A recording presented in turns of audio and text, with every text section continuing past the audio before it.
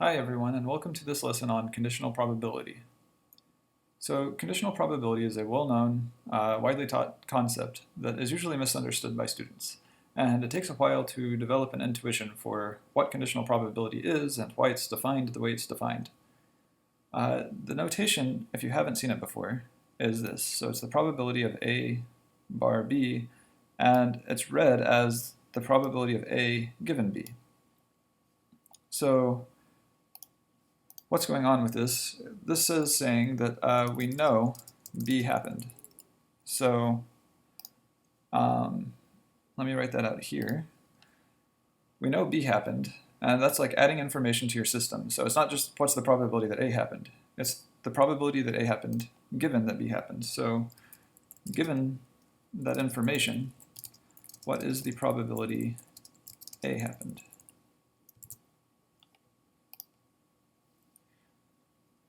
Let's see if I can fit that on here. And that's the way that you want to think about this. So given information about B, what's the probability A happened? Well, the formula for it is the probability that A and B happened divided by the probability that B happened. So let me clear that off and make sure that that formula is easy to see. This is a very important formula, so you'll want to memorize this. The probability of A given an event B is the probability of A and B divided by the probability of B. Why? It's a little unintuitive at first. So, as I said, we're going to spend the rest of this lesson trying to describe why that should be the definition. First, we're going to do this with a picture. Let me move myself out of the way from the text. And we're going to look at the entire probability space, or the sample space, as this white square. So this is our omega. So you can imagine an outcome of the experiment that we're doing, whatever it is, could just be a point inside of omega. So maybe that's what happened, or maybe this is what happened. So this represents the space of outcomes.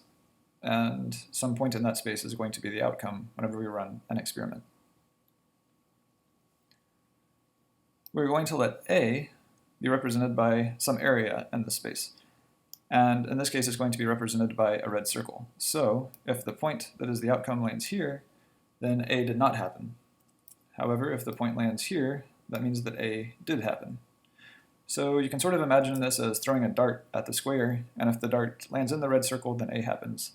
And if it lands outside the red circle, then A does not happen. Similarly,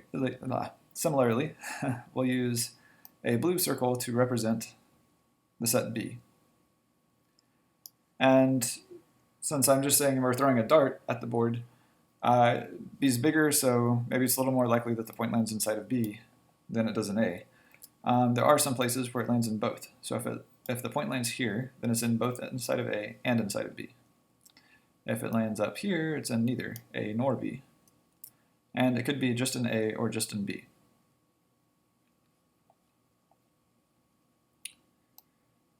So if we look at that middle part right here, this is where A and B overlap, kind of.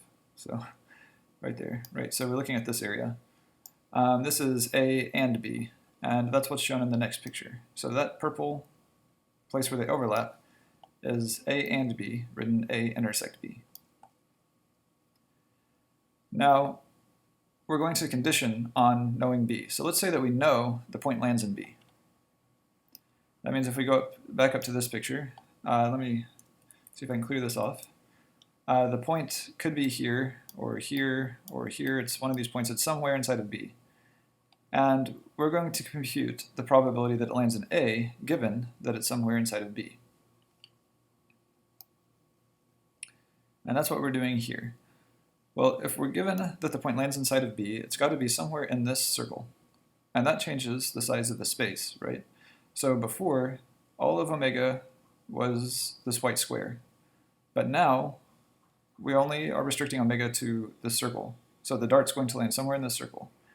And it can only land inside of A if it's in this part.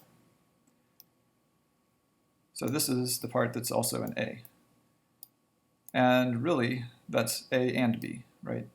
So that purple shape, whatever it is. This is A and B. And so how do we write down the probability that it's going to land in A? Well, let me move myself even more out of the way. For this point to land inside of A, given that we know it's in B, which is what this is saying, it has to be in both A and B, of course, because it's going to be in B, but then it also would have to be inside of A. And then we divide by the entire space. So the entire space is now B because the point can only land inside of this circle somewhere. And that's the reason for that definition of conditional probability. So we've changed the size of the space, and therefore we divide by, instead of dividing by 1, which is the probability of omega, we divide by the probability of B, since we know it's going to be inside of B, which is some smaller space.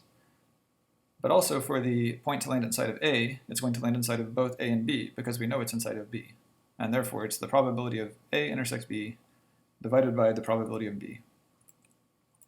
And so there again is that important formula. All right, I will see you in the next lesson.